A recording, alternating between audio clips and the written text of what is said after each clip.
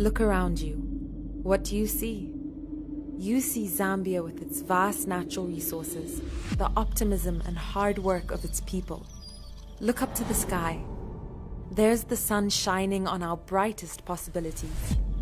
Look at our country, God's gift, creating jobs and opportunities, empowering men and women to care for their families. You deserve a prosperous nation, communities driven by healthy and vibrant people. You deserve true greatness from this country we call home. You deserve Zambia's beauty, attracting tourists and reviving our economy with its resources. Our dreams are more than just possibilities. They are tomorrow's reality. Never be afraid to step out into the Zambia you see around you, proud and free as you do whatever you can with whatever you have, whoever and wherever you are. Look around you. The sun rises on our possibilities every day, and now we must rise with it.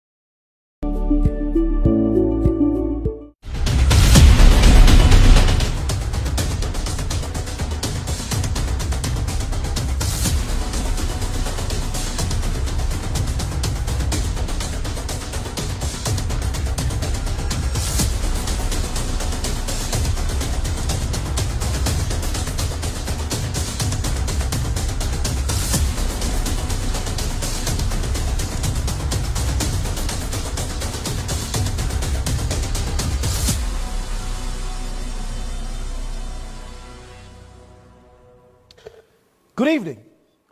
Welcome to this live broadcast of the 2021 presidential debates. To the millions that are watching and listening across the country, we thank you for joining us. Listening on Radio Phoenix, Hot FM, QFM, Radio Luswepo, Radio Liseli, Breeze FM, Luapula Radio, Radio Mano, Radio Ichengelo, Radio Chikuni, Mosio Tunya Radio, Kokoliko FM, Radio Chikaya, Radio Banguela, KNC Radio, and Kasempa Radio. Diamond TV, Movie Television, Spring TV, CBC, KBN TV, Live TV, Musanza TV, ABN TV, Power TV, Crown TV, and Northwest TV. You are indeed welcome to this live broadcast. Online, we're streaming on the Nkani page as well as on Facebook at Diamond TV Zambia. After presenting you with the first set of the 16 presidential candidates in the 2021 elections yesterday, we tonight bring you who will debate ideas and battle it out with the best possible answers and solutions to Zambia's problems. Before I introduce the discussant, allow me to introduce Mr. Peter Zimba, who is on sign language interpretation tonight. We also want to state clearly and distinctively so tonight that invitations by the organizers were sent to all 16 candidates and their media teams. However, tonight, we unfortunately will not have the Patriotic Front and the UPND, who have all given reasons as to why they cannot be here tonight.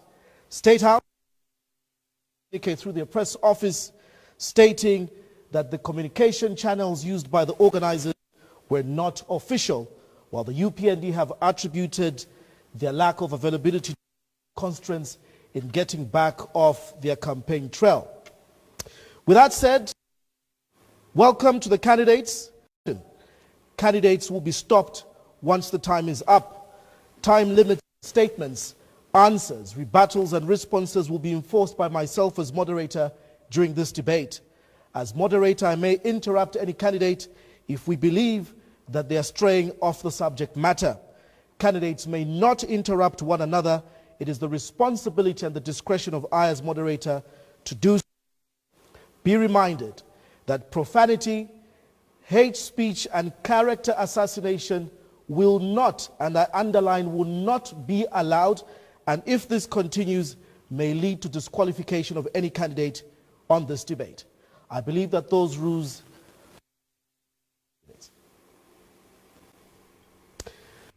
Ladies and gentlemen,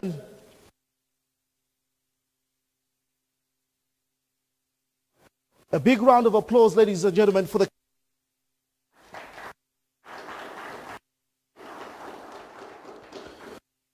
have on Liberation Party ticket, presidential candidate Stephen Nyirenda. A pleasure to have you on this discussion. Welcome and good evening, sir. Thank you. Representing the People's Alliance for Change is their presidential candidate, Mr. Ford Mayele Banda. It's a pleasure to host you. Good evening and welcome. Thank you very much. Good evening. I'm sure all can see via television that we're expected to have the Socialist Party candidate, Dr. Fred M'membe, who, according to the information reaching us, was equally making his way to the venue at the time of broadcast, and we hope that he will join us as the debate goes on. But this being a live broadcast, time cannot wait for anybody. So we'll skip the Socialist Party and go straight to the Patriots for Economic Progress, represented by their candidate, Mr. Shaun Enock-Tembo. A pleasure to host you and good evening. Good evening. Next to the PEP is the Democratic Party President and candidate, Mr. Harry Kalaba. Welcome and good evening. Good evening and thank you for having me. The New Heritage Party are represented by Chishala Kateka, and she hates to be introduced as the only female candidate in this race, so we'll just say, Madam President and candidate, welcome to this debate. Thank you so much. Good evening. And completing the bill for tonight is Dr. Nervous Mumba under the New Hope Movement for Multi-Party Democracy, MMD. Welcome, sir, and it's a pleasure that we're hosting you tonight. Thank you, Costa, and thank you, viewers, for having me.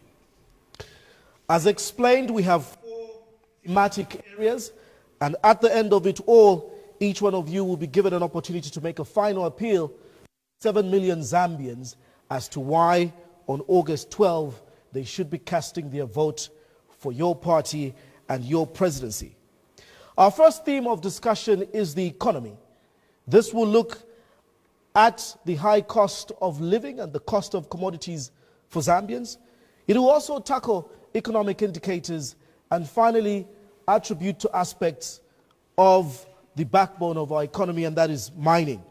But before we get to do that, allow me to take you to the screen as we take you to Lusaka's John Lane compound and hear how one family there expresses how they are managing in these harsh economic times.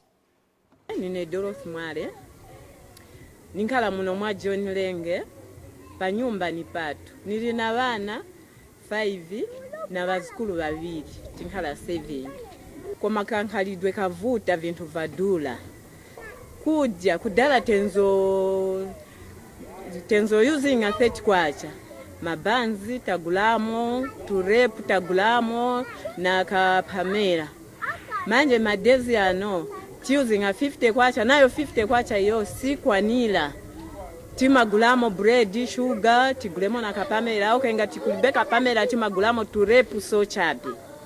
Tuma business tu amene tichita, palibeta amene tichita. So mwaona kuchoka kuseni, sinagulisepu. So pano nilinkare na njala. Those voices coming from Lusaka's John Lane compound depicting the current economic scenario. Candidates, with the cost of living at the moment being high, be reminded that inflation currently stands at 24.6%, according to statistics given by the Zambia Statistics Agency as of June 2021. The food basket for a family of 5 in Lusaka by the JCTR now stands at 8,500 kwacha, while the minimum wage stands at just around 1,200. Zambia's external debt, according to the World Bank, is at now 12 billion United States dollars. The big question, what have you planned as the best possible turnaround solutions to put food on the table of the Zambian citizenry? Remember that you each have 1 minute 30 seconds to discuss this subject matter. The timer in front of you there will go green at starting, it will go amber at 1 minute, and red at the completion of the 1 minute 30 seconds, and you'll be told to stop. We start with NAREP's Stephen Nyirenda, the economy. What is the NAREP perspective, and how do you think you can turn around our economy? Your 1 minute 30 seconds starts now. First of all, I want to start with Zambians for Zambians, and only us Zambians will develop this country. First of all, we need to understand the problem because we're unsorted before we can sort it. If you don't understand the problem, you'll not be able to sort it out. Now, I want each one of us in here to check yourself from your foot up there, what you are putting on, what you are seeing, whether any of those things are produced in this country. Who is controlling the mines in this country? Who is controlling all these big things that you are seeing? Who is controlling our tourism? Who is controlling our agriculture sector? Who is controlling the seed that we plant? Who is controlling our curriculum that we use in schools? Now, the question is, it's a foreigner. As long as all the things that I'm talking about is a foreigner, that means us, we are just like pawns on a chessboard being played around. We don't own anything. We don't control the economy. As long as we don't control the economy, then we are lost. I am saying that give the economy to the Zambians. Let the Zambians own their own economy. The industries that we are having, the decision making, every industry, every capital that you are seeing has got a home. And the home is not Zambia. The home is that makes decisions. They make decisions of how things should move. Decisions are made in America. They are made in South Africa. I'll finish it later. Thank you. People's Alliance for Change, your question on the economy. You are promising jobs, land, and empowerment. Your 1 minute 30 seconds starts now. I think our manifesto is quite clear. It's got 7 pillars. That is land redistribution, empowerment of small businesses, creating policies that would spur job creation, invest in the agriculture sector, stabilize the mining and business sector. We're also looking at fighting corruption and ensuring that we prudently manage our debt, because the challenges that we're facing in this country are around those 7 things. First of all, once we redistribute the land, we can empower many more people to venture into the agriculture sector and open markets outside this country. We are surrounded by a population of over 200 million people in 8 countries. We have never taken advantage of this population. So what we want to do is that we want to take advantage of the potential in the agriculture sector. And once we empower as many people as possible to venture in the agriculture sector, we are going to ensure that, we open markets in the DRC, we open markets in the Congo, in Angola and other places. Then we can create jobs through empowerment. We can actually achieve this by fighting corruption, because no good idea can flourish without fighting corruption, because we have seen that corruption has been at the center stage of many good ideas. So once we ensure that we fight corruption, all these ideas are going to be implemented, then people like that lady in John Lengi can have a chance to have a small farm and be able to export chickens to places like the Congo. Manda. Thank you. Your 1 minute 30 seconds is up. Sean Tembo and the PEP, you say you are patriots for the economy. It's at its knees, and Zambians are looking for a solution. Do you have that solution? Thank you, Costa. From our point of view, the issue of a high cost of living is actually a symptom of the main problem. The main problem is the fact that our economy as a nation has actually shrunk significantly over the past 10 years. In 2011, when the Patriotic Front government took over, the GDP of Zambia, which is a measure of the size of the economy, was about $28 billion. As we speak right now, when you look at the official Ministry of Finance report for 2020, the size of our GDP is only about $19 billion. So essentially what that means is that our economy has reduced from this size to this size. And yet when you look at our population in 2011 was about 13 million. Right now we are about 18 million. So it's like you reduce the size of a pot, which is used to serve food to 10 people, and yet it is now serving food to 15 people. Obviously, those people are going to be hungry. So our approach to resolving the issue of the high cost of living is to grow the economy. And we are going to grow the economy by ensuring that we put the right policies in place which will facilitate private sector growth. Because we believe that the economy is best placed to grow when it is in the hands of the private sector as opposed to when it is in the hands of the government. And we are going to implement a number of policies to that effect. Your 1 minute 30 seconds is up. Let's quickly get to the Democratic Party and candidate Harry Kalaba. Is that key going to unlock Zambia's economic potential? Definitely. The key is unlocking Zambia's potential. And lucky is Dorothy Mwale. She's lucky because a party like the DP is now standing in this election. For us as the DP, 5 major things will have to be looked at if the economy has to move to the next trajectory. 1, we have to fight corruption. Corruption will be an unbailable offense so that people can begin respecting public property. 2, we are going to depoliticize the civil service so that man-hours that are being lost as a result of party politics can go back in growing the economy. 3, we are going to restore confidence in the economy by ensuring that leaders begin getting respected, not only domestically, but also beyond our borders. 4, we have said we are going to stop this business of having 20% being given to Zambians and 80% being given to outsiders. We are giving Zambians an opportunity, creating billionaires in this country, because that is imperative. And 5, we have said we are going to ensure that we promote the SMEs so that they can sustain the economy like we have seen in the 5 Asian economies. Thank you so much. You've spoken within your 1 minute 30 seconds. I'm sure we'll get more in the rebuttal.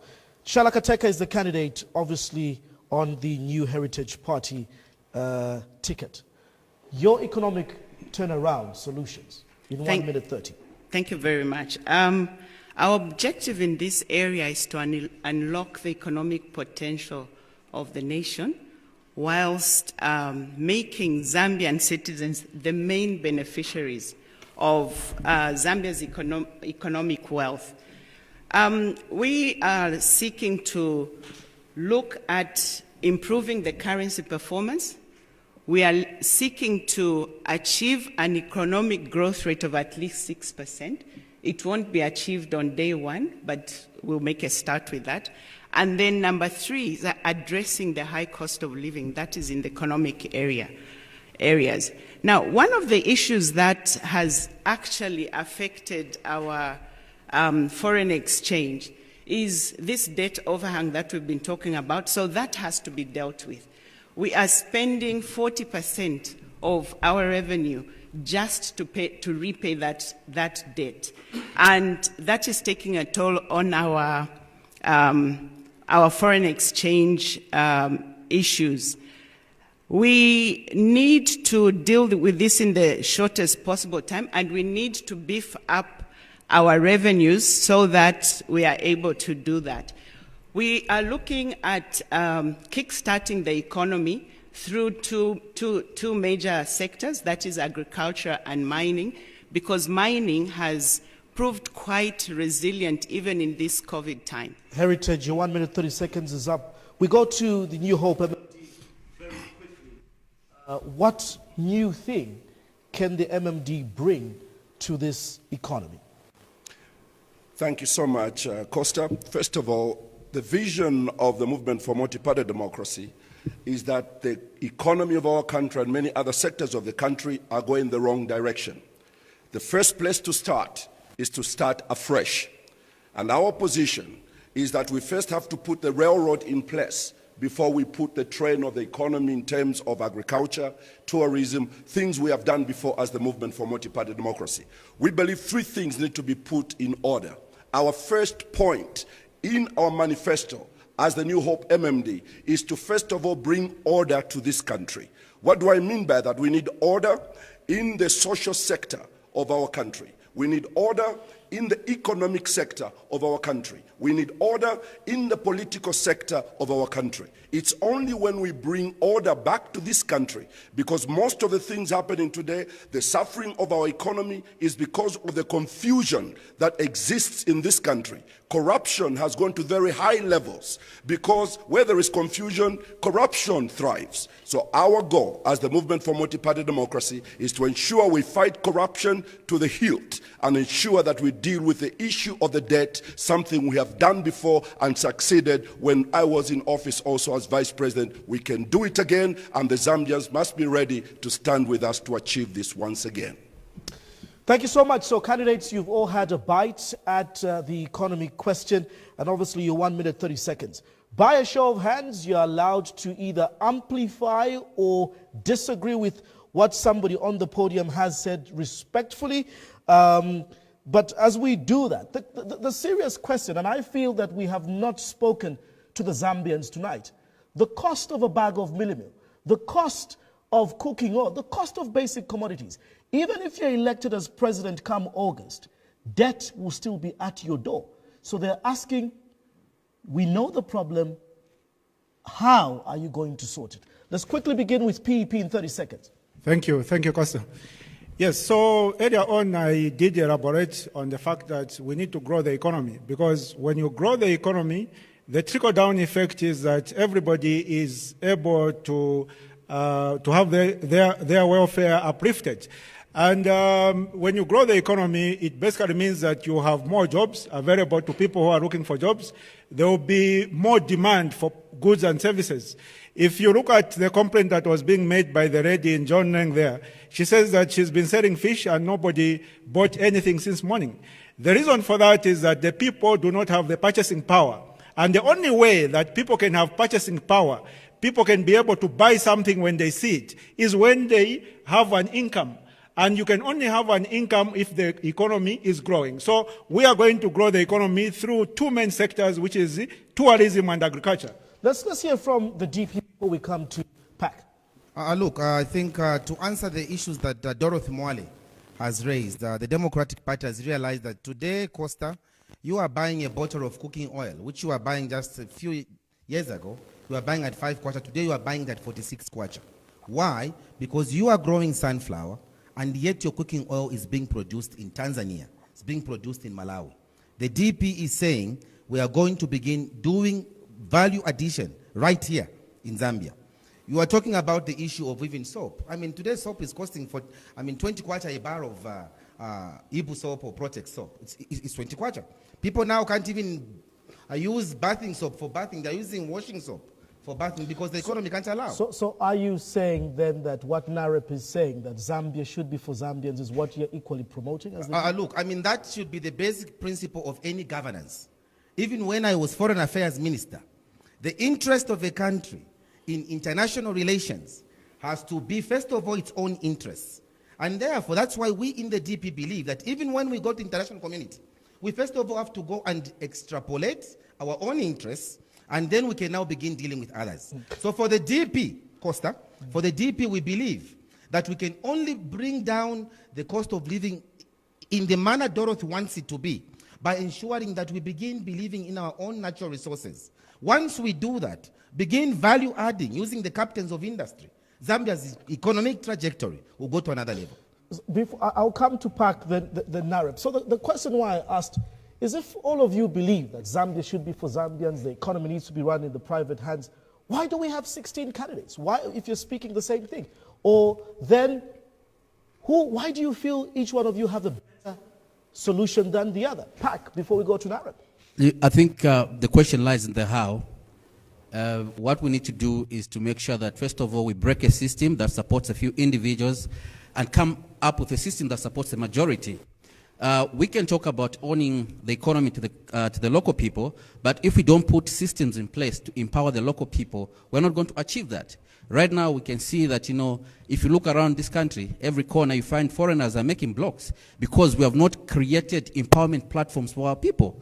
When you go to City Market, to Kasumbalesa, the people that are selling tomatoes and chickens are foreigners because there's no empowerment platforms for our people, because we have promoted a system that supports a few individuals. That's why we are talking about land redistribution, because once we redistribute the land, we can empower as many people as possible to venture into various agro projects, and by doing that, we'll be able to raise more revenue, we'll be able to ensure that we produce more, and we'll be able to ensure that as many Zambians we'll be able to make sure that we reduce the cost of living. Narep? And I still want to go back where I'm saying we need to understand the problem. Us as leaders, the executive and its government, the duty is not to be the game changer on the floor. We should make policies. We make policies which should facilitate the private sector. And it's in those policies that we have to look at. Zambia has got no creative and innovation policy. That's why you see that Zambians cannot produce their own stuff. Even if the bridge has been made for them, it will take 100 years until somebody dies there. So we don't promote innovation. Ourselves, we are saying, first of all, we have to promote innovation by making sure that we have got the social productive institutions, that we have the productive technologies, that the money market is easier for the Zambians to be able and borrow. If these things are there, the social, first of all, it will rekindle the people, the human resource. I think, let me finish. Very quickly. When you go to technologies, it's the technologies that will make sure that the entrepreneurship, that those people that are creative are able to manufacture goods. Then the money market, I cannot borrow money at 40%. Unfortunately, I'll need to cut you there for me to accommodate a New Heritage Party. New Heritage Party, do you agree with what is being said? How do we kickstart this? We've got a debt problem as a country. Let's not run away from that. Come August 12, some of these things that you're saying may not be workable until we pay back the debt. Yes, that's why I mentioned the fact that this debt has affected our foreign exchange rate.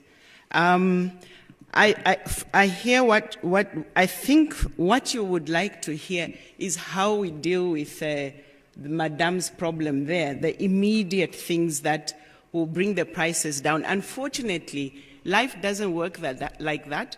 It takes a shorter time to break down an economy, and it takes a longer time to build it up. And there are certain things that need to be done. This debt issue will not go away in a day or a week or something like that. However, we can work on it because it will go a long way towards helping to reduce the foreign exchange rate, which has contributed largely to a lot of, the prices being high. Because for a person who's earning in kwacha, where they were paying 10 kwacha before, and now the rate is at 23. I know it's gone down by like 4 points, but the rate has gone to 23. It means for them, they are paying more than double which is the issue that is being faced there. So this issue of addressing the exchange rate is quite key, and one of them is the debt overhang. I won't go into detail because you cut me short. The second thing that we should be looking at is the fact that we are importing so many things when which cost us dollars when we are not generating adequate foreign exchange, so that the rate keeps going up. And we do need to address that issue. Let me go to MMD. Within a minute, you can summarize on the issues of the economy. Well, first of all, Costa, you have heard from the contributions of my colleagues here that almost all, in fact, all of them are brilliant ideas. The civil service of Zambia has some of the most brilliant people that we can ever look for.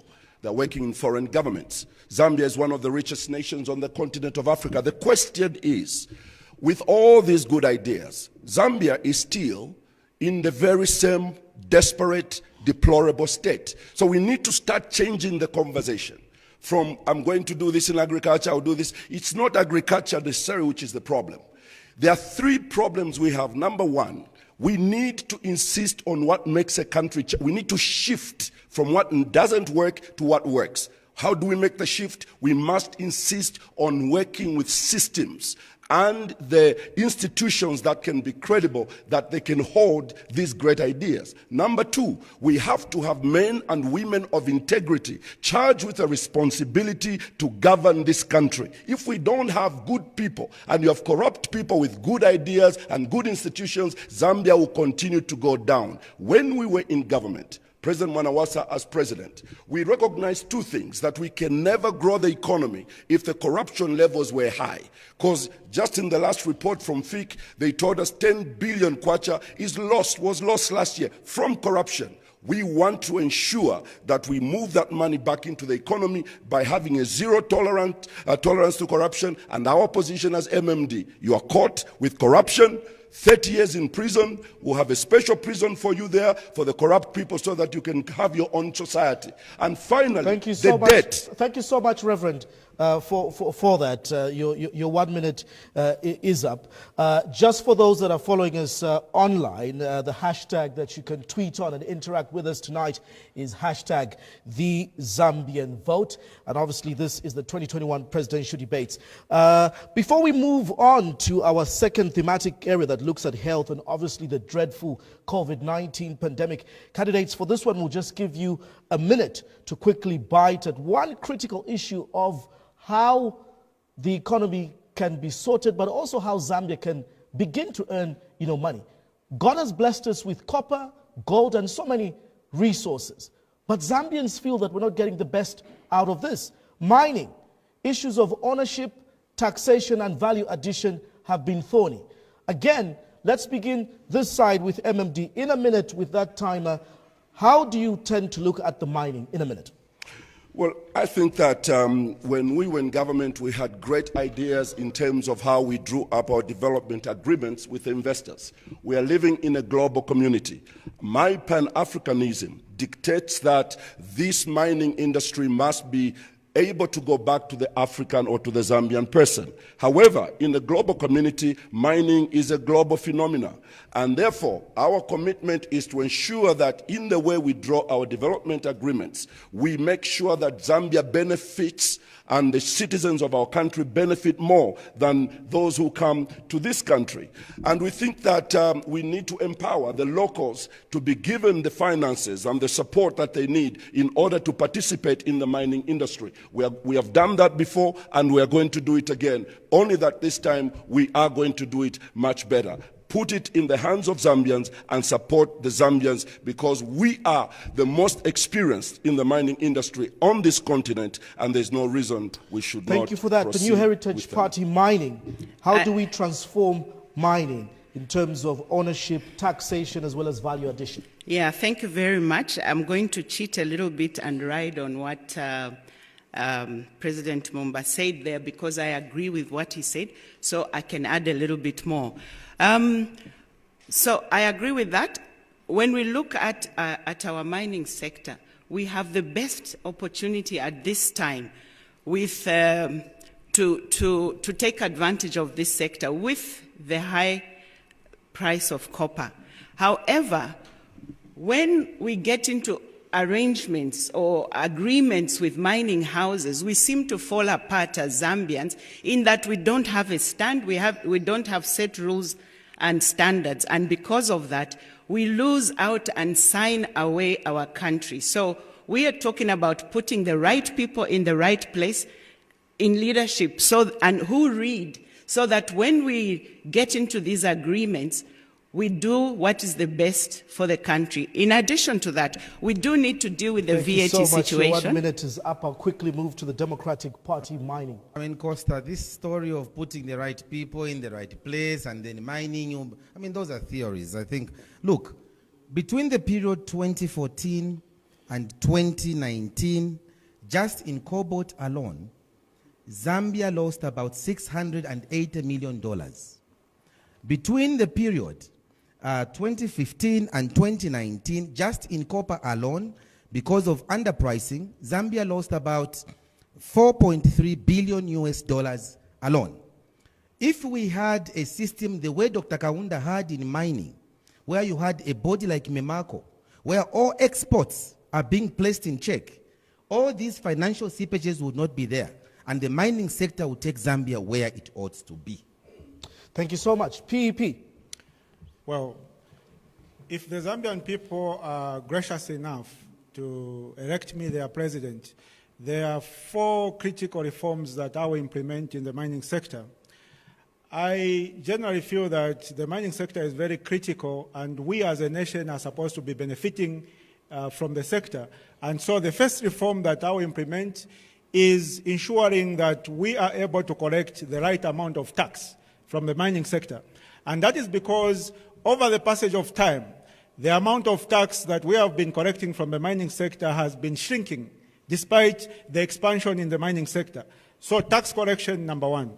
Number 2, I will ensure that the mining houses are compelled to remit the gross remittances of their mineral sales back to Zambian bank accounts so that the dollar-kwacha exchange rate can be elevated. Number 3, I will ensure that the mines are compelled to hire Zambian professionals in senior positions. And number 4, of course, Costa, if you allow me, I will ensure that the mines are compelled to buy from Zambian businesses, because many a time you find mines have even shifted their procurement centers to South Africa, to India. Thank you so much. I'll change all of that. Pack, your 1 minute. I think what we need to understand is that every country needs investors. And as a country, we also need investors in the mining sector, in as much as we want our own people to own the mines. If we have Zambians that are capable and have got enough resource to invest in the mining sector, that is welcome. But if we don't have, I think the most sustainable solution is for us to actually attract investors to come to the country, to come and invest in the mining sector. And unlike what we're seeing today, right now, the government is running 2 mines. That's unsustainable. Then we need to look at small-scale miners. Every time in places like Luanshya, Chingola, young people are dying because of no solutions to small-scale mining. The people that actually are running for office, some of these people are the ones that are running those small-scale minings where there's zero safety measures. So we need to empower small-scale miners so that they can have equipment. We need to empower them with skills. We need to ensure that they have the resource that they need to mine, and they can grow and run big mines in the future. When I hear my colleagues, we all agree that Zambia has got no policies to maintain and run the mines. We don't have policies that will put us in the right places when we are discussing with those who want to work with us. So what we are going to do ourselves, the first perhaps 5 years, we'll make sure we extract as much money as we can, which we are going to push in the agricultural sector. And then the mines, first of all, put them down. Until that time that we are able to put policies that are going to benefit the Zambians. That is the way to go. Because if you look at what is happening now, everything is benefiting a foreigner. It does not benefit Zambians. They are cheating us, they are getting gold, taking it outside, the money is paid down outside there. It doesn't come to us at all. We are just living in slavery, working for them whilst other people are enjoying outside. We've seen the videos from India, the videos from Europe. Thank you so much, candidates. That wraps up the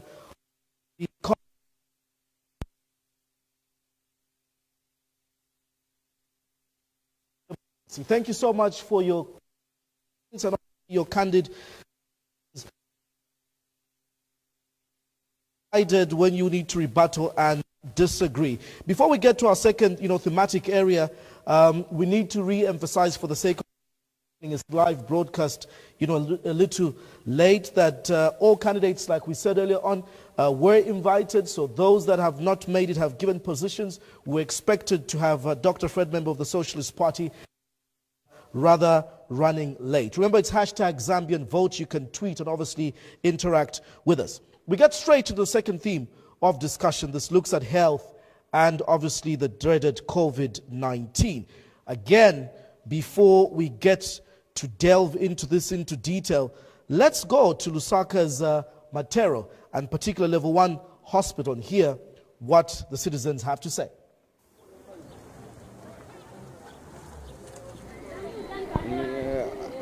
Zinanga nde Whitson Mwanza ninaboda hospital boro checking koma problems ya STI yeah manko alaba nasako but yenangu ati nigule pharmacy yeah hapa nachokera pa Matero clinic ina problem ya mwana adwala sugar disease so nachokera mu shop mu checking ako kopimira because mu hospital woni katwina ngo tubalide tuma testing what so ndipo nachokera kugulema mukati mwameno because the more time ngabalide vinango mametio kai balide vinango boys mukati that's when it's not of pull out but it be expensive.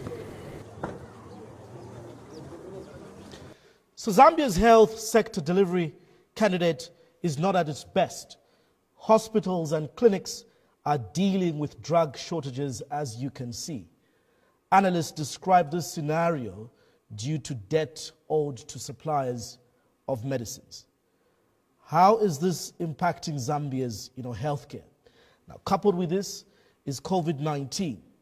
Currently, as of the latest statistics, 3,400 lives have been lost in this country. Over 157,000 have been fully vaccinated. That doesn't account for even over 3% of our population. The question, how would your government, if elected into office, prepare for such occurrences? And what is Zambia's future under your party in terms of fighting COVID-19? This time around, let's go ladies first. In 1 minute, 30 seconds. Sorry, was the first question health? Don't count. We're discussing health and the COVID-19. COVID-19, may I start with the COVID-19? Please go ahead. Thank you. I've just recovered from COVID-19. I lost a whole month to COVID-19, so I do not underestimate the gravity of this.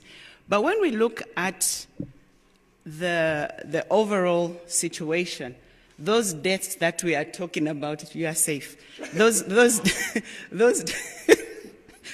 deaths that we are talking about is actually 0.017 of the deaths, and we should not overlook the importance of the deaths from, like malaria, which is what we've always had. So we need to treat COVID with the importance it deserves and follow the protocols, but we must not let it get out of hand. We must be balanced. When we look at our health system, at the New Heritage, we are saying that a healthy immune system should be our first line of defense. So we should be looking at even the food we eat and our lifestyles and things like that. So under our party, we are saying priority access to the health system should be designed to build a healthy country rather than a system used to treat citizens. So we shall work towards an equitable access by all Zambians, and we shall ensure that health facilities are well-resourced and locally accessible by our communities. Thank you. The Democratic Party, health and obviously the COVID-19 response. If given the mandate by Zambians, how would you approach COVID? Of course, we are supremely confident that Zambians will give us the opportunity next week. It starts with how we are treating our medical personnel in this country. For us as Democratic Party, we want to gravitate from the current situation where you have one doctor to 12,100 patients. That ratio is outrageous. We want to go to a situation where we should go to the recommended World Health Organization ratio of 1 doctor to 1,000 patients. COVID, for us as Democratic Party, we have acknowledged it's not a hoax. So what we will do as DP is to ensure that we sensitize people on this disease, which has first of all affected all sectors of the economy. All sectors. Families are affected. And therefore, the sensitization rate will be very high, so that people can know that COVID can affect the productive levels. And once that is done, then we can go ahead as government to empower those families, those businesses that are affected, like we saw in Ghana, where 1 month was given to people not to pay for electricity bill because government was taking up that bill. That's what we want to do as DP, as we fight COVID. Petros for Economic Progress. Thank you, Costa. If the Zambian people make me their president next week, there are two critical issues that I'll deal with in the health sector. Number one is the issue of affordability of health services. And when I say health services, I mean being attended to by medical personnel, as well as the medicines, as we've seen the complaint from the gentleman on the screen there. So affordability of medical services. Number two, availability of medical services. How I'll deal with the issue of affordability is that I'll implement a very comprehensive social welfare system which will ensure that those people who can afford 100% of the health services should pay 100% of the cost. Those who can afford half should pay half. Those who cannot afford at all will not pay anything. So you need such a comprehensive social welfare system. In terms of availability of health services, I'll ensure that me and my government actually truncate the health system in 3 levels of tertiary, secondary, and primary. Primary healthcare will be constituted of clinics and primary hospitals, and then you have your provincial hospitals, and of course, we'll have the tertiary hospitals, which will be referral hospitals. And suffice to mention that, on a lighter note, of course, my wife is a senior doctor, so I'll have access to 24-hour medical advice. And obviously, Wakarawa, if you need medical services after the election, you can be looked at. Thank you so much. Pak? One thing we need to understand is that our politics has affected the governance system of this country. You know, we have a report such as the Financial Intelligence Report, the Auditor General's report, which are not acted upon. And in those reports, there are a lot of abuses, you know, in the Ministry of Health. We have seen news in the recent months that, you know, crooks have been supplying expired drugs. And when people go to the hospitals to access drugs, they can't find them. The reason why they can't find them is because people who are connected to the politics, they are making deals with pharmaceutical companies in India to buy expired drugs at a cheap price so that they keep a lot of money in their pocket. And then when our people go to the hospitals, they don't find the drugs. And then there's no action that is taken. So what we need to do is to change our politics so that we stop this issue of appeasement. When people get into power, what they want to do is to give contracts to their friends to supply expired drugs. So we need to fight corruption. And then on the issue of COVID, as PAC, we know that COVID is real, and we need to make sure that, you know, people take it seriously. So once I'm elected president next week, we shall ensure that we attach political will to the acquisition of more vaccines, because vaccine is the only solution. And last but not the least, we need to support the health workers. The health workers have been under-supported under the current government, and we are seeing a lot of health workers dying. So we need to make sure that we support the health workers to make sure that they have all the tools they need to operate in a safe environment. Narib, your 1 minute, 30 seconds. Yeah, if we look at that picture, I would have loved if we had taken some more pictures from the rural areas. It's worse than that. For my colleagues who have traveled, you will find that you have to walk 30, 40 kilometers to take a pregnant woman to the hospital. Mostly, they lose them. This is a problem of corruption. Corruption is number one problem. Number two, if we have to sort that problem out, that's where we are saying ourselves, we are going to pick winners. We are going to create millionaires in all the 116 districts. And those people who are going to make their companies become big there, they will be able to put infrastructure, social institutions that are going to support the people that are living there. Without that, it will not work at all. We have a problem in this country in that we do a lot of politics. We talk a lot of things, but All of us, if you see all of us, we do plead. We are going to give you health education. We are going to give you a priceless education. We are going to give you a health and so on and so on. But there is no practical action that we are talking about. For us, the practical action is every district, 116 districts, must be self-reliant in all the social services, in every production that we're talking about. Thank you so much. MMD. My fellow countrymen, I'm running for the office of president because running a government is not child play. We can promise anything we want to the Zambian people, and they've been promised before. In the case of health, the New Hope government, under my leadership, is going to ensure that we focus on public health so that we reduce pressure on the health facilities in our country. What do I mean? At the beginning of my submission, I said the problem of our country and the problem of our economy or anything that we are looking at tonight is the lack of order in our nation. We have refused to put systems in place that can safeguard us as we move forward. I'll give an example. You go to town in Cairo Road and you find people selling anything from fish and anything on the street. And you ask them, when the call of nature comes to you, which toilet do you use?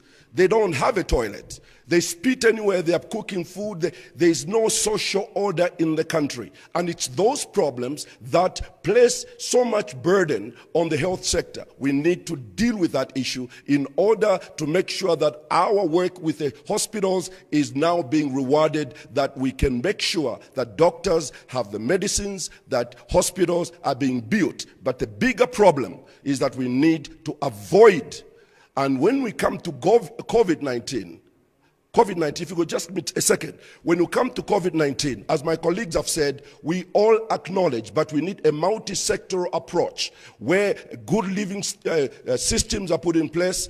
Those who want to do vaccines can do vaccines, but it's going to be everything put together in order to fight and combat COVID-19. Candidates, as per the rules said, thank you so much. You've all had your 1 minute and 30 seconds. Again, by show of hands, we'll allow for rebuttals and additions on the sector. I want us to particularly, so we'll start with the PEP, particularly the issue of COVID. We describe it as a new norm and a problem really that is not going away. You hear of a second wave, you think it's over, you're going to a fourth wave. The economy, schools, livelihood is affected. So Zambians want to understand, do we continue begging for vaccines? What are we doing in terms of the practicality Nareb spoke about, the innovation? Do we have homegrown solutions to COVID? Pep, let's start. Thank you, Costa.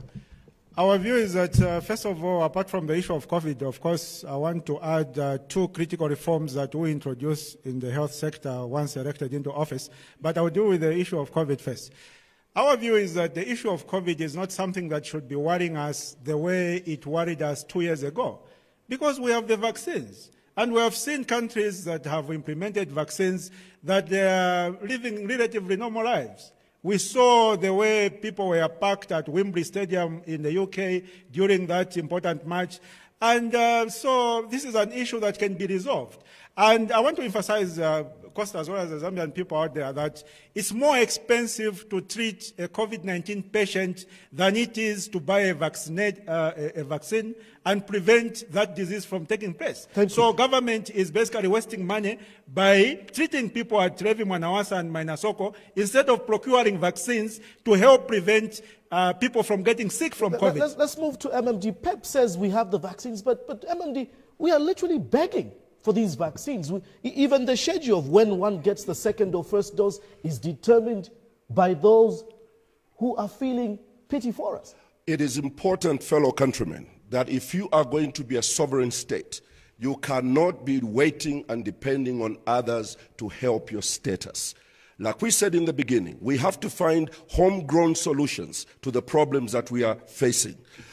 Vaccines are not the only answer to solving the problem of this issue that we have before us. My colleague here from New Heritage Party said it very well. Said, lifestyle that we insist that if people can have a certain lifestyle, and Africa is better off than many other countries. We have got organic foods, that if we could promote some of this good living, we can actually raise our immunity and ensure that our people are healthier than others. But this thing of just waiting for vaccines from the United States because United States cannot use them because they have not verified them fit for their people, then throw them to us and then we take them and without asking questions, I think it's a dangerous way to live. New Heritage Party, then we'll come to Narepan Park. The key issue for Zambians is we seem to be lost and we are very reactive rather than being proactive. Other countries have done that. Stimulus packages, which vaccines to take, whether it's herbal or conventional, and how they will roll it out. But we are only being very reactive. Sometimes we lock down, but open bars and so on. So we even here tonight, we're not hearing proactivity in terms of when I'm elected, this is what will happen. New Heritage. The issue you raise is very pertinent in that we don't seem to have inquiring minds. We always seem to wait. We want to cut and paste and take solutions that are not really who we are. So we need to ask ourselves, where are our scientists who can look at these things and say, yes, this is the route that we should go? Now, we are saying that about the scientists, but the environment in which Zambians are able to express themselves and become who they are, that is what is lacking. And the leadership that will help to provide that very leadership of saying, look, you scientists should be guiding us. So when the West tells us this is what we ought to do, what are you saying to us as Zambians? Is this what we ought to do? Because it's not everyone who believes that vaccines are the answer. Do you believe they are the answer? Not for me. Oh, Nara, then we'll come to Park and DP. Yes, it was a show of hands. I started by asking the questions, what is ours? Do we have drugs in our country? And if we have, who is the owner? It's a foreigner. We don't have any elite school.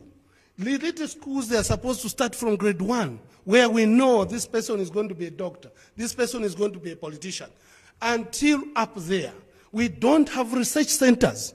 All that we do is to receive and complain. And we don't have any leadership. The leadership must make those policies that will stimulate innovation, stimulate creativity. It's the innovation and creativity that make prosperous countries. If you see every country, if you look at Taiwan, Taiwan is just a stone and salt water. What have they done? Innovation. Look at Israel. It's innovation. They have nothing. But they are much more ahead. Look at Singapore. They have nothing other than salty water. But because of innovation and creativity, this country has got no innovation, no creativity. And you think that you can make it? You can talk and talk and talk until Christmas comes. So, it will not work at all. So, Pak, how do you react to that? Without innovation, which would not happen overnight, are we all going to die with COVID? First of all, I think we need to be realistic about COVID. We need short-term solutions. We can talk about behavioral change. We can talk about not worrying because there's a vaccine. I think what we need first is to sort out the problem, because what's happening today, we are losing people every day. And we are losing skills every day. So what is the current solution? For us as PAC, we believe the vaccine is important. You know, we need to learn from what's happening around the world. We need to learn from what's happening around the world. What is happening? What's happening around the world is that countries are coming back to normal because of vaccines. So why should we ignore the issue of vaccines? So that is number one. When I'm elected president next week, we are going to make sure that we prioritize the acquisition of vaccines.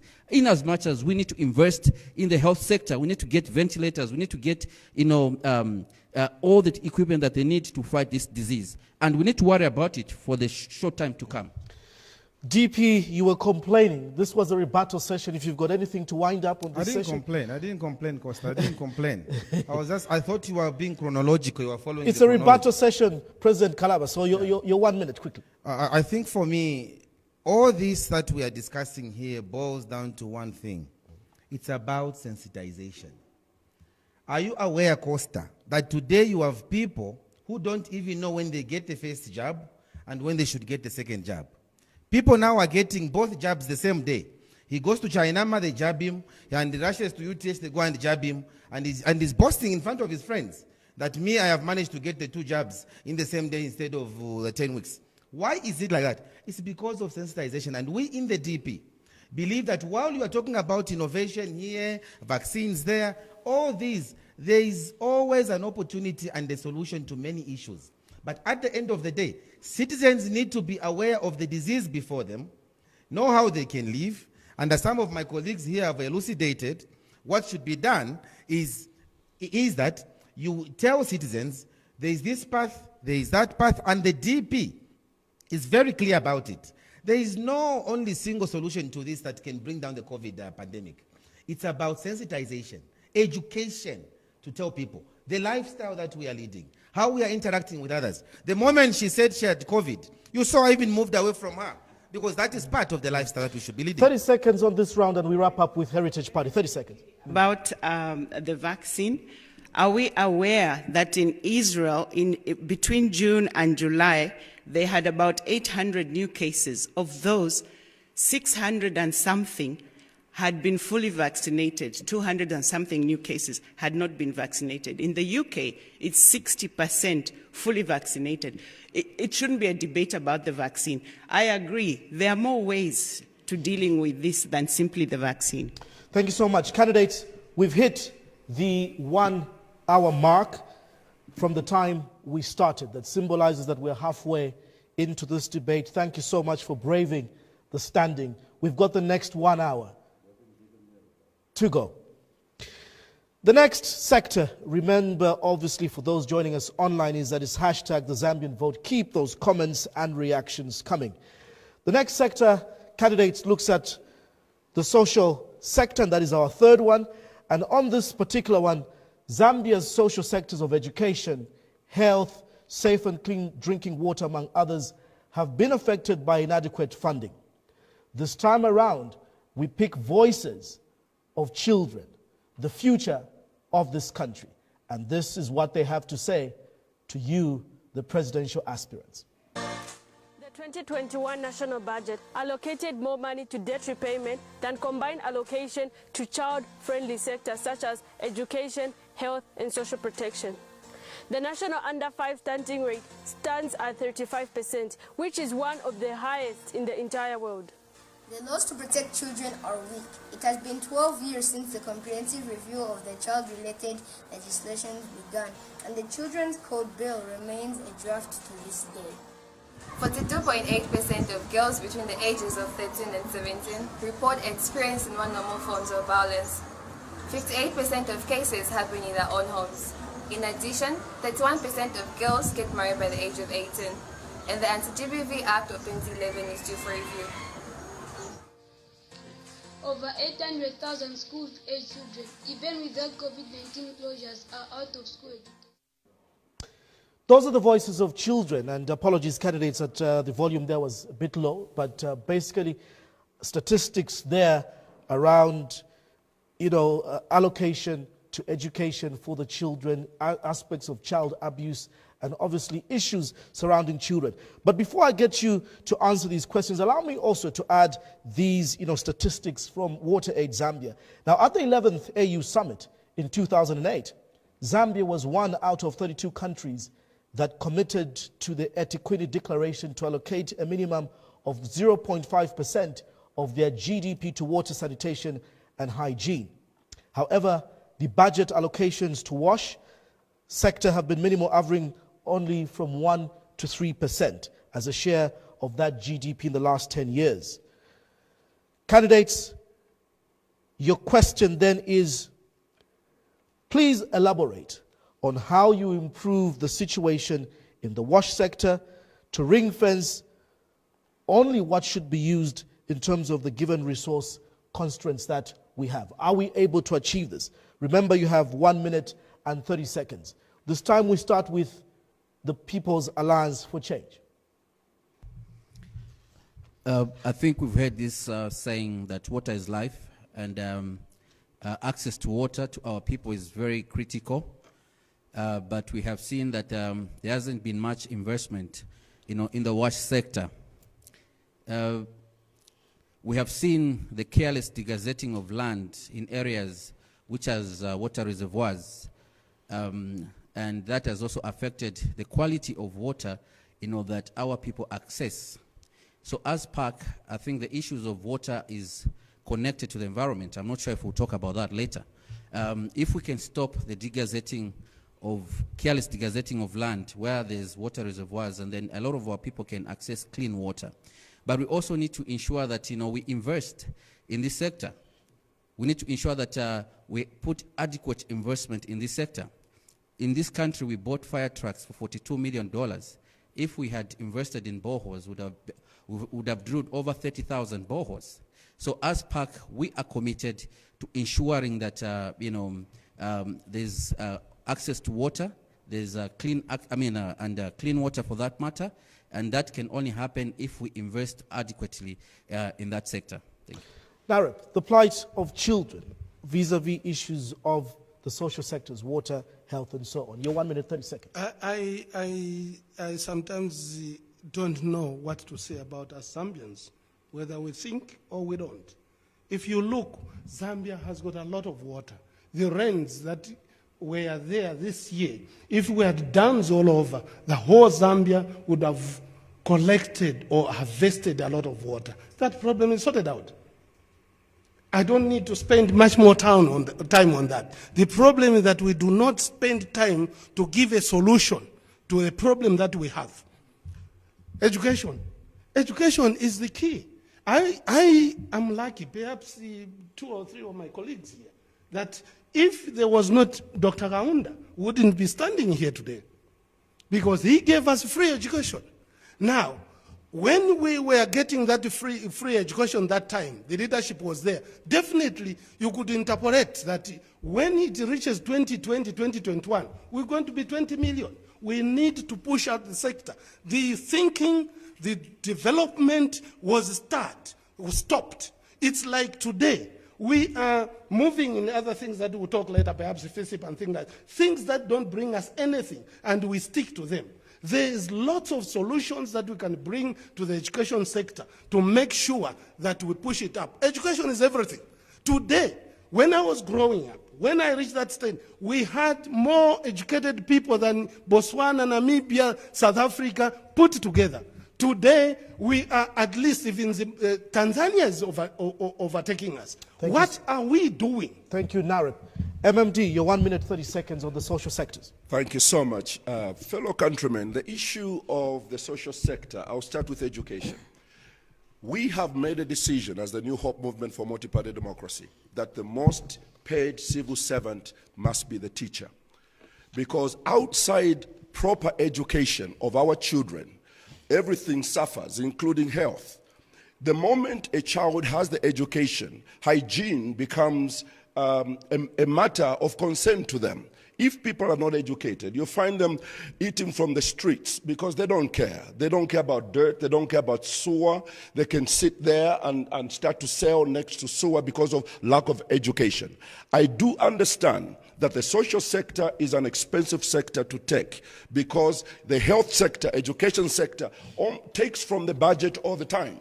But we are going to move to another level where the health sector and the educational sector are also going to contribute to the budget by being profitable in the manner that they do their work. But the point I'm trying to make is that this teacher, under my leadership as president, will be one of the most highly paid because we need to place value on education so that health can also follow suit, that our people can know what hygiene is and how it is important to keep themselves safe. To the extent that when COVID comes, it will find the people that are already educated and they know how to take care of themselves. And that's what governance is all about. That's what I'm going to provide as president of the Republic of Zambia. The New Heritage Party. Thank you very much.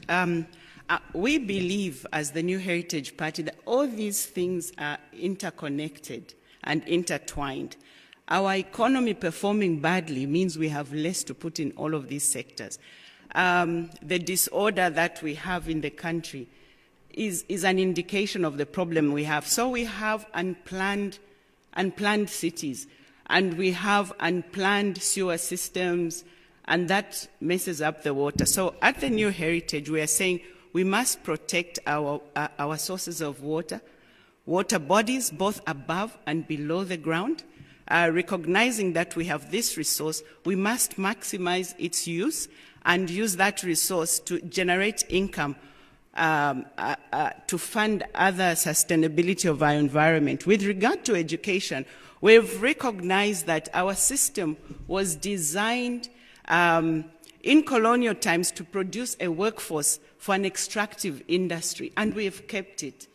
So we are saying that, and also it tapers. So you start with a lot of primary school, etc. So we need to change that. We also need to introduce artisan and not too many universities, but colleges. So we want to introduce that as well, and we need to change our system to be geared towards what we are trying to achieve and what we are trying to become. Thank you. The DP, your 1 minute, 30 seconds. Thank you, Costa. First of all, Costa, I think it is important to recognize that a third of the water bodies in SADC rests right here in Zambia. And yet, like we saw the children there, people are struggling to have water not only in their homes, but also for their daily usage. A country like Lesotho, the only thing that Lesotho exports is water. And yet we have more water. We have water that flows all the way from the Zambezi going into the Indian Ocean. When DP takes over government, it is the intention of the Democratic Party to ensure that we pick best practices from countries like Israel, which is a desert, but it has managed to use water from one single source to provide to all its citizens. We in the DP believe that water is life, and because water is life, a high premium must be put on water. So children like those ones we saw on television should be able to access water easily. And it is the inescapable responsibility of government to provide water to every citizen regardless of where they are. Thank you so much. PEP? Thank you, Costa. As patriots for economic progress, we have very specific policy reforms for each and every sector. And so when it comes to social sectors, such as education, for example, we have about 10 specific reforms, but I will dwell on just 3 of those. The first key issue that we address in the education sector is the relevance of our education to the needs of the industry, because there's a huge gap between our education and what the industry wants. I'll give you a simple example. If you look at one of the most skills on demand at the moment, it is the cell phone repair skill. There are a lot of cell phones around town, a lot of cell phones around the country, but you'll find that there's no education college in this country which offers a training in cell phone repair. So it just shows you how disjointed our education system is to the needs of the economy, to the needs of industry. Secondly, in terms of education, we are going to address the issue of affordability. And when you talk about the issue of affordability, we are going to implement a very detailed social welfare system so that those who come from well-to-do families and can afford to pay tuition fees, can afford to pay school fees, should pay 100% of the school fees. Those who come from medium-level families and can afford to pay half, should pay half. Those who come from underprivileged families and cannot afford should be assisted by the state to pay their school fees. Thank you. As guided in the rules, we've now had the 1 minute 30 seconds on that segment. As we go into the collective rebuttal system, I know that PAC already has raised their hand. The issue we also need to emphasize on there, PAC, the welfare of the Zambian child. Some in these rural areas, like attributed those of you who visited early child marriage. A child is not a child in Zambia because they have to mature at an early age, the lack of education. So how, if you're elected president, do you guarantee the social and welfare protection of the Zambian child? In 30 seconds. What we need, first of all, as PAC, we are committed to reforms once we get into government. I think government systems have operated, using old archaic systems. So reforms is number one. And that includes changing the politics to ensure that people that are appointed to critical positions in government are people that are competent, experienced, and have the passion to serve this country. And that we're going to do. Now, there are simple things that we need to do. The prosperity of the country depends on the prosperity of the citizens. Our plan as PAC is that we want to invest in the agriculture sector heavily. So when we are investing, for example, in Kasenengwa, and we are empowering farmers, we are giving them water so that they should not just focus on rain-fed agriculture. They can also do irrigation, and then they have all-year income.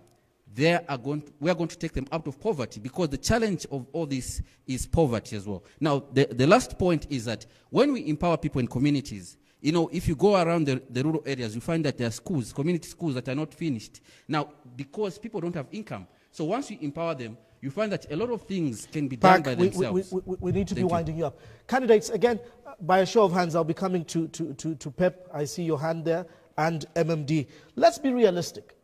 If you take over government, you'll be inheriting a 2021 budget that has already been passed.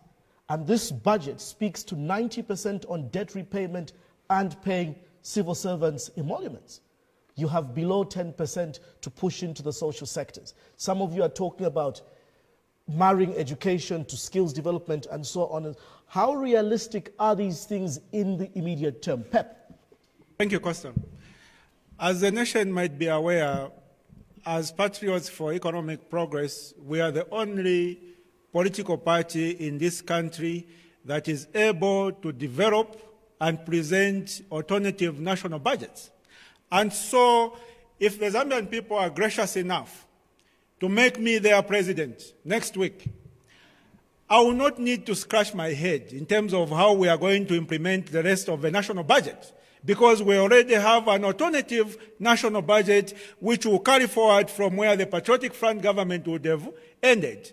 Coming to the issue of allocation of resources to social welfare, there is one big problem that has been there in the past couple of years, not only by the PF government, but even by other successive governments in the past, including the MMD government.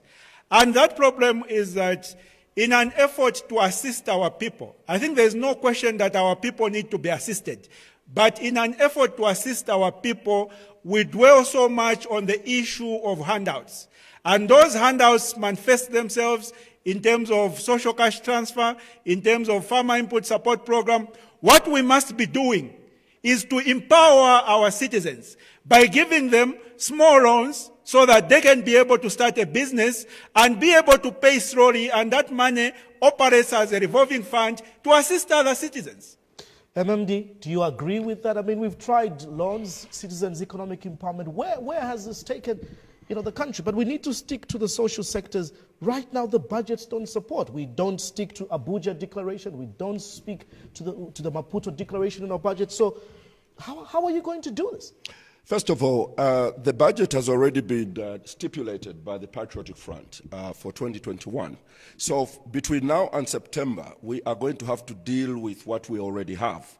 But the Movement for Multi-Party Democracy has run this country for 20 years. In terms of understanding what works and what doesn't work, we do understand that. So going back to the social sector, the only way we can help the girl child, again I'm going back to that, is to empower our families at the household level.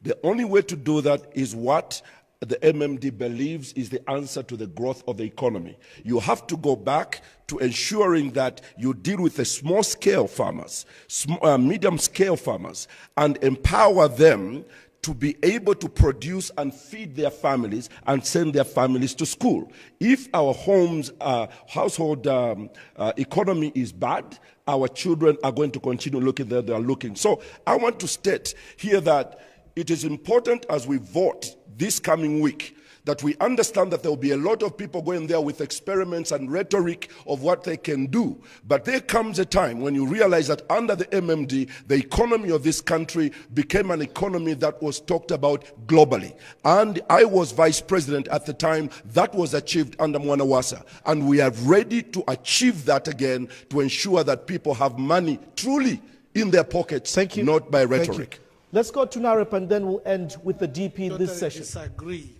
with my fellow Dr. Mumba. The people who started wrecking up this country, destroying this country, is MMD. And the EPF just continued. If we had industries here, they destroyed everything.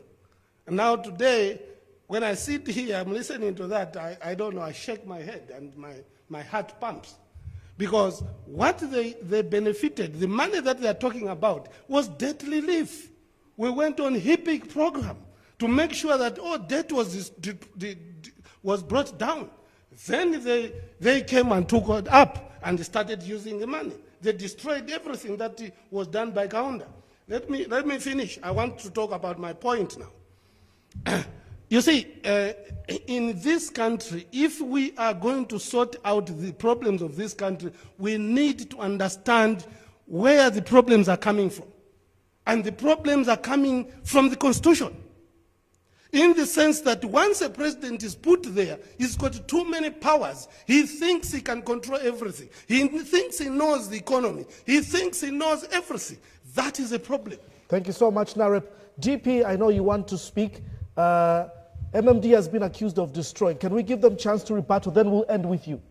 I think that my colleague must understand that to get debt relief demanded fiscal discipline by the Movement for Multi-Party Democracy. We made sure that we reduced government expenditure so that the international community can have confidence and faith in Zambia. What we are looking for under my leadership, we need a name. That's why when the PF came and took over power, they found a good name for Zambia globally, internationally. They could go and borrow. They started to borrow at night and during the day because our work and our name was bankable. You could not reach the hippie completion point without demonstrating that you are a person that is committed to transparency. That is a rebuttal. You are entitled to answer and respond to Narek. DP, you've been shaking your head. You don't agree with what the others are saying? Not quite. I think it's the question that you posed, Costa, which is very fundamental. The question you said was, all these things we are saying, 90% of the revenue that Zambia is raising is going into debt repayment, and only 10% is finding itself in social sectors. How are we going to reverse the trend and change the conversation? I think that should be the point of departure. For us as Democratic Party, what we have said is, first of all, it is our one area where myself and Dr. Momba will agree is that it is leadership. Leadership is everything in the governance architecture. If you have a leader who understands the scope of issues, everything just begins trickling down. And for us in the DP, that is what we are providing to this country. It's a strict leadership, a serious leadership that can take us to the next trajectory. We are talking about the glorious past. I hear the glorious past. I hear are those of you who are lucky in Dr. Kaunda's time. It is all because of leadership, prudence in the leadership. So for us as DP, we have already structured how we are going to deal with the debt that this country has. And who promises that leadership here? It's me here. I'm the only one doing that here. And now listen, Costa, let me just finish my point. The point I was trying to drive home is that there's a lot of financial seepages in the various sectors of this country that requires an open eye. There is a lot. And for me as Harry Kalaba, as you know, Costa, I even resigned my position as foreign minister on the strength of abuse of office, misuse of resources, and I realized that monies which were supposed to have been meant for the vulnerable was not going there. It starts there first, and then it trickles down. Thank you so much, candidates. We've wrapped up our third sector and thematic area of discussion on social sectors. We've had our rebuttals and our 1 minute, 30 seconds submissions. Viewers and listeners all across the country, the millions tuned in. Remember, the hashtag is the Zambian Vote. Thank you so much for being part of this very, very important democratic discussion. Our fourth and final thematic area of discussion looks at the rule of law and governance. Over the years, there is perception amongst prominent observers, civil society organizations, the media, and the general citizenry that the civil space and the rights of citizens have been compromised owing to some arguably retrogressive laws such as the Public Order Act. Civil society has complained of limited freedom of expression. You, politicians, have complained over the lack of being able to mobilize, the freedom to assemble, the freedom of expression. The country has also got gaps in its constitution, Article 52(6), of now bringing problems where if one resigns, you need to go back to all filing for nominations. How do you intend, candidates, on upholding the rule of law, instituting legal reforms, respect and protection of human rights, while observing separation of powers? I'll ask that again. How, if elected into government, do you intend on upholding the rule of law, instituting reforms, respect and protection of human rights while observing separation of powers? DP, you go first on this one with 1 minute and 30 seconds. First of all, thank you so much, Costa. First of all, I want to agree with what you have said. Indeed, the political space has been shrinking, even as we do our politics every day. And as we go towards the elections, I think we have seen that we have the military that has been deployed in the streets of across Zambia, and the perception or the message we are being told is because they need to maintain peace and order. I have been tear-gassed before myself. Last week I was tear-gassed in an election campaign before. Before we started even doing this debate, I was discussing with President Kateka here, and we were saying, and Dr. Mumba, we are saying, this is a very unique election that we are having. It's like we are not even in an election. Our rights, our spaces have all been suppressed, and it's been difficult to reach there. And thanks to you and your initiative of even providing a platform like this, because we are able to reach the people out there. DP in government believes that you cannot have a government which negates human rights.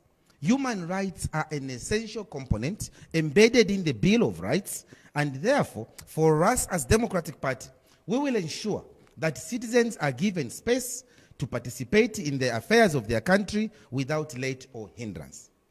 The New Heritage Party, what is your take on this matter? Citizens out there feel that politicians are merely the same. We keep on changing to the same people, and some may not even want to vote. What is your take? Why with these old laws, new leaders, you all become power corrupt? Yes, I think that the model of politics that we are practicing is not really working for us. I would love to go into more detail, but it's more divisive and everything. However, when we look at the public, they have been let down so many times because somebody is very user-friendly before they go in, and once they go in, they change and they become something else. We've had a president before who said the Public Order Act is a bad thing, but when he got into power, he said, oh, this is a good law. We do need these things, and I'll marry that with the Constitution, which has got lacunae, in Zambia, lacunas. And what has been the concern of citizens and opposition political parties is that these things are always initiated by the party in government in terms of when we want to review them. So Heritage in Power does not intend to initiate this. We feel that we need an independent, non-partisan group, a small group, to look at all of these things so that the hand of the politician is not actually in there. Thank you. The MMD. Yes, first of all, the Movement for Multi-Party Democracy understands the importance of political space for each one. Nevas Mumba, as president, under the New Hope Movement for Multi-Party Democracy, will promise the Zambian people that the kind of governance where the space for political participation has been reduced will be expanded. Every Zambian has a right to speak, to affiliate, and to belong to any grouping of his choice. The way we are going into this election, it's like we are a country that has never known democracy. I am of the view that a president must be known well before you vote for them. And the problem we have in Zambia is that we refuse to look and interrogate the lives of those who seek to lead us. We refuse to ask questions about their history. Possibly the Bible says, in fact, you shall know them by their fruit. Why? If you ignore their fruit, they will continue to reduce the democratic space and suppress you. I am of the view that a politician who tries to block others from expressing their political views and also their democratic rights is a small-minded, frightened politician who has no ideas to give to the Zambian people and probably has no program. So he protects his ignorance and his smallness by stopping others from participating. The best way to govern a country is to let the people be innovative and think freely. I thank you. Narek. The first thing that we're going to do ourselves the first year is to make sure that the Constitution and the Balose problem, they are sorted out. If you sort out the Constitution, you bring the judicial system under private committee, that the judicial system is run by the private committee who are going to be the ones to employ the Chief Justice, to employ the judges. Then you have removed a huge amount of powers from the president, because the president does use the judicial system to vindicate others. He uses the other arms that he has to vindicate others. The separation of powers between the legislature, judicial, and the executive must be observed by making sure that the president's power are reduced to minimized to his executive side. That is number one that we're going to do. The number two that we're going to look at is now, how do you work with independent agents that are running, that you use to run the government? What we're having today is that the president has got all his fingers in all the agents. As we are here, if he wants, he can command the policeman to come here and disrupt her. That shouldn't be. If you sort out the Constitution, you will limit him to his state house. All of us here, we should agree that once you go on there, sort out this problem, other than to start enjoying this. You sit there and you leave it because it benefits you. Thank you so much. Pak? I think what we need to understand is that we need a leadership, but we also need a leadership that understands things. And what a leadership needs to understand is basic things such as democracy. You know, the idea of democracy is about sharing ideas. And when you see on this platform that some people don't respect this platform, then that is also the first indication, you know, of people who don't respect democracy.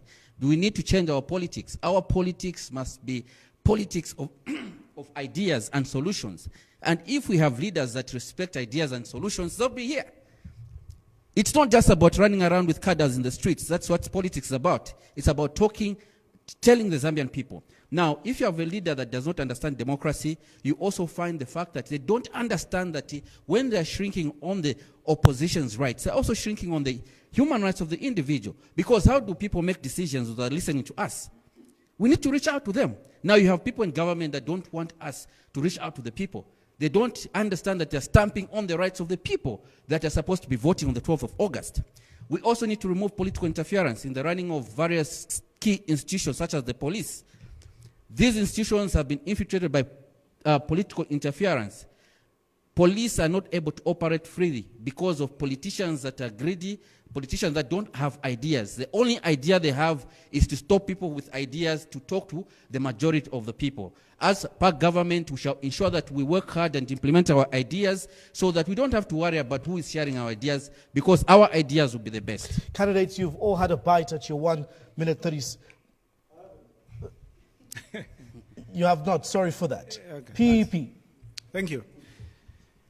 As patriots for economic progress, we are cognizant of the fact that our constitution is deficient in a lot of areas, and there are a lot of areas that require reform. However, we have narrowed the reforms that we are going to implement into two specific categories. The first key category of reforms on the constitution that we are going to implement is changing Zambia from the current system of governance, which is the first past the post majoritarian system, to a proportional representation parliamentary system. Now, there are several benefits that accrue to a system similar to South Africa. For starters, if we had a proportional representation system, each one of us here, after next week, we would have members of parliament.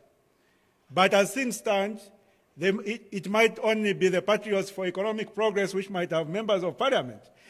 The second key reform that we are going to implement in terms of constitutional reforms is changing Zambia from the current system of governance to a federal system where each and every province will have its own government and will have its own governor and will collect certain types of taxes such as pay as you earn, so that each province, each region can be responsible for their own development. Thank you so much. And apologies that we're almost skipping you, PEP, but like I said earlier, the 1 minute 30-second contributions have been made. We have a couple of minutes in which to emphasize, amplify, and rebuttal.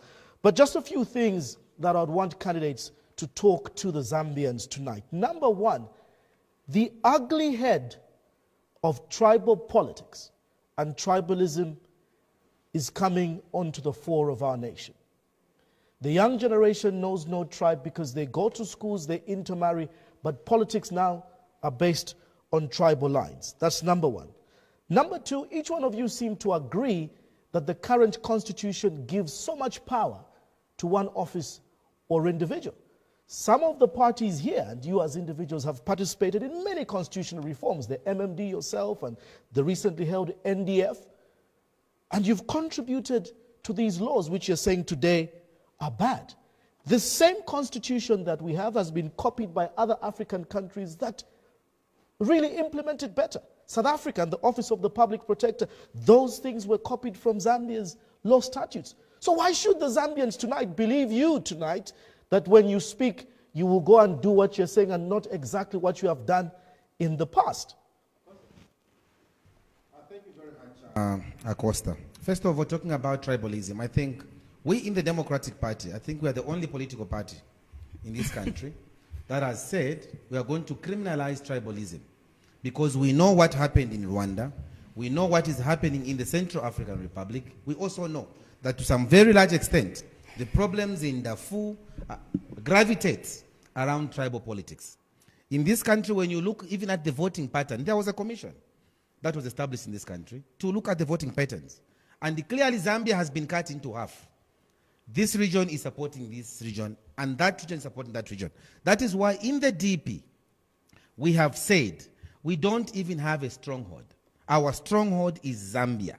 That's why you see the other week I was in Eastern Province, the other week I was in Southern Province. We are going everywhere, all across the country, because I will be president, colleagues. Mark my words, I'll be president next week for all of you here. And why?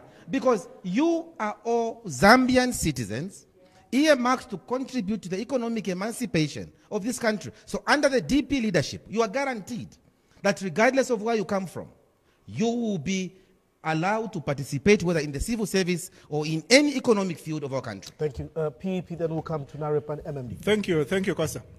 So, Costa, when you look at the two issues that you have raised, the issue of tribalism and the issue of too much powers vested in the office of Republican president, you will realize that those two issues are actually resolved in our two critical constitutional reforms of introducing a proportional representation parliamentary system of government, as well as having a federal system of government.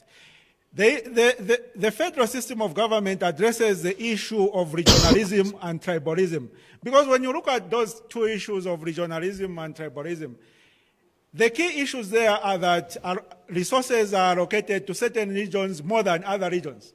So if each region is responsible for their own development, responsible for collecting their own tax, responsible for their own police force to enforce the rule of law, then the issues of tribalism will not arise. The issues of regionalism will not arise. Similarly, the issue of too much power vested in a Republican president will be resolved by a proportional representation system of government similar to South Africa, because when a president errs or misbehaves, they can be recalled by their political party, as opposed to waiting for 5 years for them to be voted out of office. Thank you. Nara. I think it's a mindset and inferior complex of the politicians. Today, are you not a politician yourself? Well, I am. I'm not excluding myself. But let me say this. Today, if I'm from East, I want to look for my running mate. So you can't pick from the East. You have to pick from the North or South. If you're from South, you can't pick from there. For me, that is inferior complex. We are looking for Zambians who can deliver. We are not looking for a tribal. If the first person is a Tonga, second Tonga, third person, they're the best, let them. They're the best Zambians. We are saying in NAREP ourselves, when we take over, when you're applying for a job, remove your village, remove your surname. When you are selected for the job, because it's on merit, you can add back those things. And the problem that we're having in this country is that we politicians, we want to gain mileage through this. We didn't see it. We didn't see it in Kaunda days. Our children are not seeing it, but we are corrupt in the head. Back. I think the idea of tribalism really is the idea of people who don't have brains. It's the idea of people who don't have ideas. They don't have something to tell the people. That's why they're going to tell them, say, this one is bad. Now, if you've got ideas, I mean, you know how to empower people. You know how you're going to redistribute the land. You know how you're going to create jobs. Why should you waste your time talking about tribalism? You know, and it doesn't exist to some of us. I'm half Tonga, I'm half Easterner. That's how it works. You know, so I agree. I mean, we need to criminalize, you know, some of these things like tribalism so that, you know, we can clean up our politics. Yes. And also what we need to do is that when we talk about constitutional reforms, we need to have the right parliament and the right leaders. If we have the wrong leaders, we're going to have another NDF where people want to put things in the constitution that benefits them.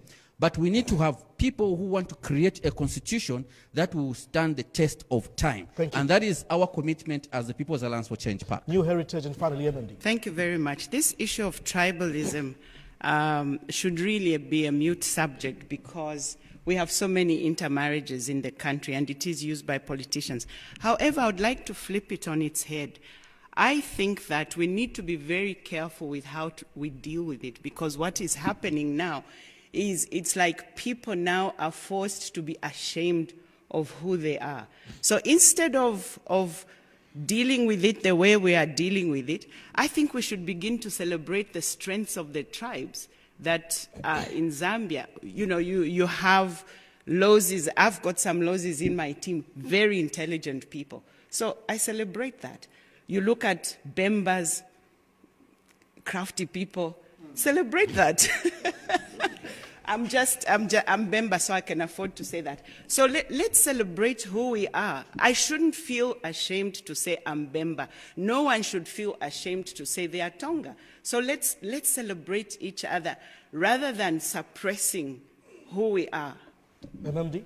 In supporting my dear sister, the President of New Heritage, may I say that what is prevailing in the country today is a very deplorable thing, and it's not going to change until you get a president who can pull the South, the North, and bring Zambia together, pulls West and East and bring Zambia together. The status quo that exists today about tribalism in this country, I want to assure the Zambian people, those political parties that are talking tribe and violence, they enjoy it.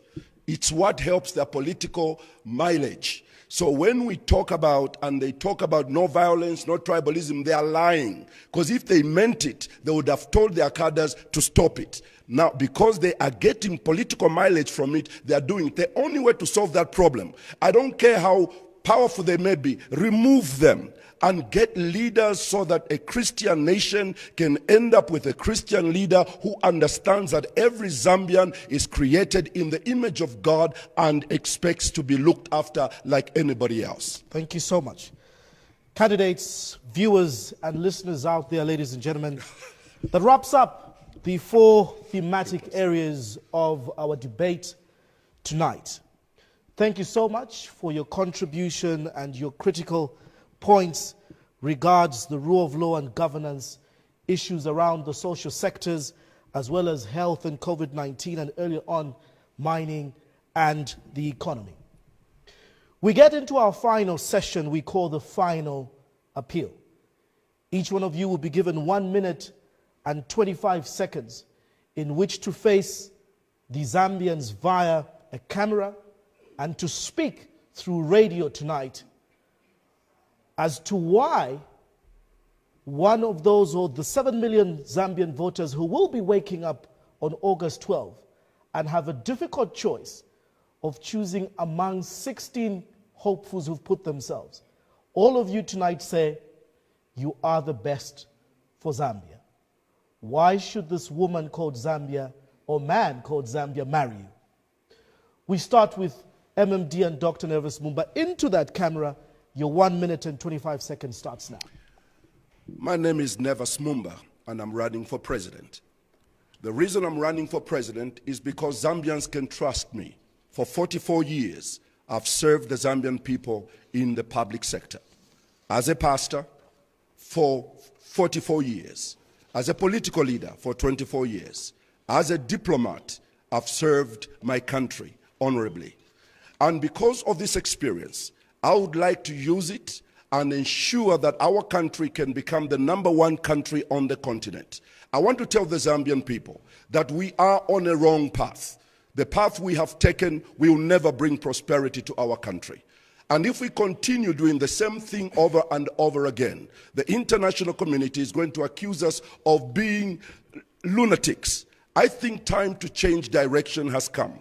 Not just to cover up what's going on and paint it another color. It was green, you want to paint it red, you want to paint it another color. We need to change direction. And how do we change direction? We need to bring order back in this country. Order in the social sector of our country. Order in the political sector of our country. Order in the economic sector of our country, so that we can become a transparent country. We can become a country that respects the rule of law, which has been thrown out through the window.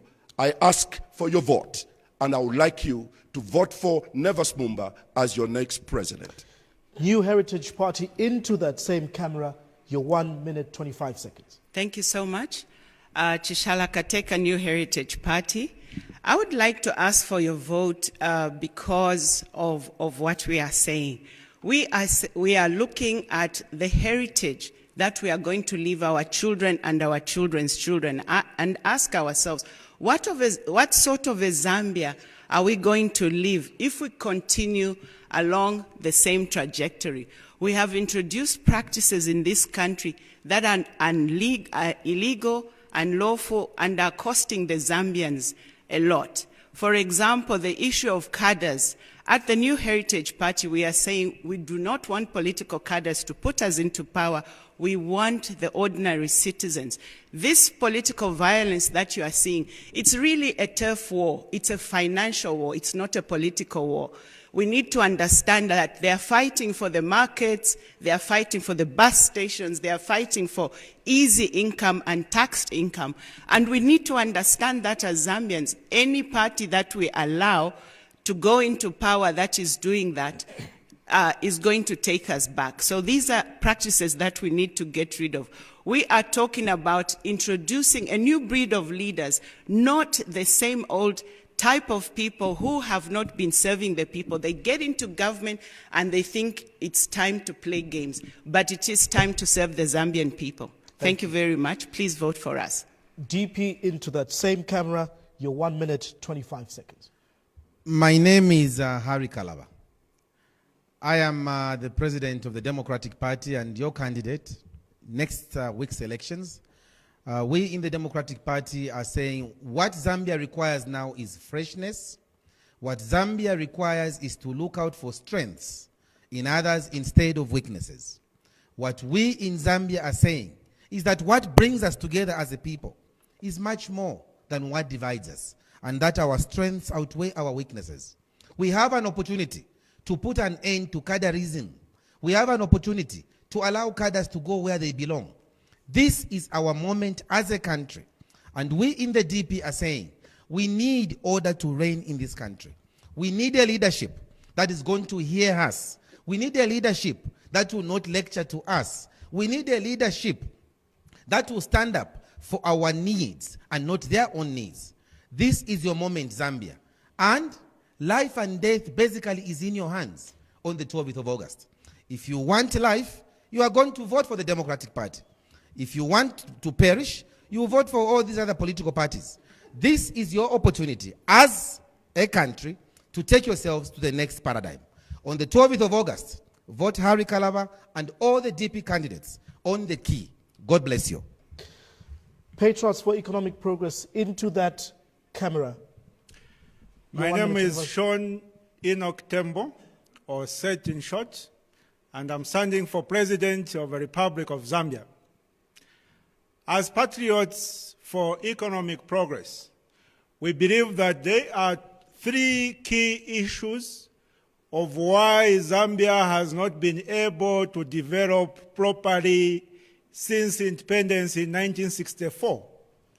And those three key issues are, number one, incompetence in the management of public affairs by government officials, because people are appointed on patronage as opposed to competence. A Sean Tembo presidency will change that. Number two, high levels of corruption, because the people who are elected into public office have got no integrity. They put their pockets and their stomachs before the interests of the Zambian people. A Sean Tembo presidency will change that. Number three, lack of proper transition from one government to the other. We have a tendency in this country to do politics of bitterness, where when you are elected into office, your objective is to erase the legacy of the previous government.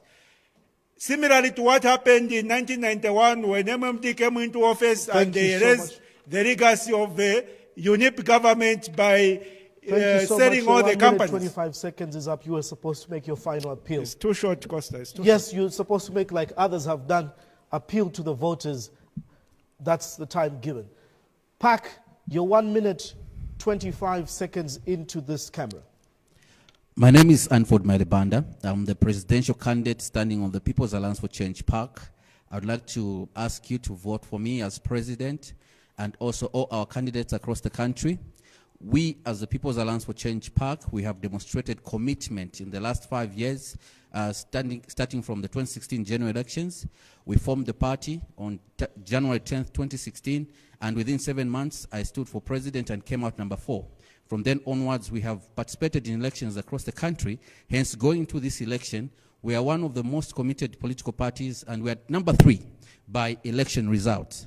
We are asking for your vote on 12th of August because Zambia deserves a new start. It deserves a new leadership, a new vision, energetic leaders, new generation leaders with ideas. Because what we want to do for this country is to ensure that land is equally distributed, to ensure that empowerment is accessed by all, to ensure that there are policies that would be created for job creation, to ensure that, we invest heavily in the agriculture sector. We want to ensure that we stabilize the mining sector and the business sector. We want to make sure that we prudently manage the debt. And last but not the least, we want to make sure that corruption is punished, not celebrated. That is possible once you vote for the People's Alliance for Change PAC on 12th of August 2021. God bless you and God bless the Republic of Zambia. Finally, we conclude with Narib and name Stephen is Nyirenda. Stephen Nyirenda. We believe in the national agenda. Zambia is for Zambians, and only us Zambians will develop this country. I want to tell you the best economies in the world today, which is China, Taiwan, and Singapore. These economies, they have been run by an engineer, by engineers, a set of engineers. I am an engineer. The country like Zambia, it needs building. It needs building. It needs industrialization. It needs putting things together before you can get lawyers, they start quarreling about it. Before you can get the economists, before you can get all the financiers. It needs building, and we will build this country which is very, very rich. We believe in vision, leadership. We believe in integrity, leadership with integrity, principles, and a sense of sacrifice, which basically Zambian leaders as today have demonstrated they don't have. Zambia is for Zambians. Vote for Stephen Nyirenda. He's going to turn this country within 10 years from the day that we start ruling. Within 10 years, this country will turn upside down. and we will see prosperity. Singapore has done it. Why should we not do it? Thank you so much. Ladies and gentlemen, those are your candidates for tonight. A big round of applause for them. Thank you so much to the candidates. That wraps up our discussion for tonight. We must say and mention once again here that we were expecting to have the Socialist Party, who ran late. They had confirmed they were coming, but they ran late and could not join us on the debate. Equally, we were scheduled to have the Patriotic Front as well as the UPND, who, like I said earlier on, have officially given their media statements as to why they cannot be here tonight. For us, would like to thank our media partners, Radio Phoenix, the Hot Media Group, QFM, Radio Luswepo, Radio Liseli, Breeze FM, Luapula Radio, Radio Mano, Radio Ichengelo, Radio Chikuni, Mosio Tunya Radio, Kokoliko FM, Radio Chikaya, Radio Banguela, KNC Radio, and Kasempa Radio. Thank you so much, listeners, for tuning in, and thank you to the radio partners for broadcasting this important discussion live. To our TV partners, Diamond TV, Movie TV, Spring TV, CBC TV, KBN, Life TV, Musanza TV in Southern Province, ABN TV, Power TV, Crown TV, Northwest TV, Northwestern Province. We say a big thank you. And finally, to Nkani Online Media, as well as Diamond TV, Facebook, Zambia. Thank you so much equally to our sponsors, BBC Media Action, WaterAid, SACOD, Joining Forces Alliance, Chapter 1 Foundation, and the NGOCC. From us in 2021, ours is to provide a platform. The candidates speak to the 7 million voters. On the 12th of August, you have the power in your hand by utilizing the voter's card to vote on any of the 16 candidates and those that appeared yesterday and tonight, who you believe and feel speaks to your problems and has the solutions and the answers. On behalf of this entire production team from Taj Pamozi in Lusaka, my name is Costa Mwansa. Thank you, candidates.